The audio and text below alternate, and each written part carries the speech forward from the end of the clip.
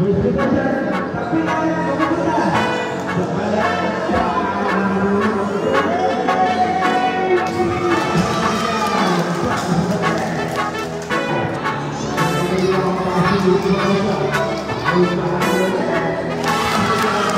on the beat.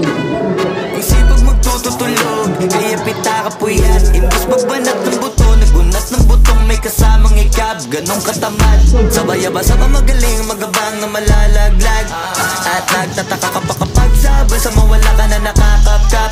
Rap, rap, rap, ang hilig mo sa teka muna, kaya imbis sa lapian nakuha mo kita. Punto ko sana makuha, na makasa kakahiga mo ay diyan ka makuba. Anong mission mo sa lupa? Magpatigas ng batuta, paramihin ang populasyon. Ganyan pa talaga pag walang ambisyong mataas, di nalulula. Buti pa tupa, napapastol, ikaw puro angas tol.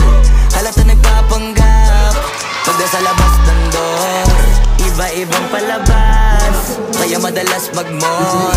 Akala mo lang nakahabol ka na, pero di ka pa nakakascore. Di lang pala yung tulog yung pwedeng may mapanaginipan.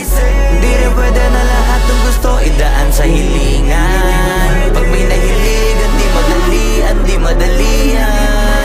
Ba't di pagigilan, sige, ikay magpursige kasi di pa huli.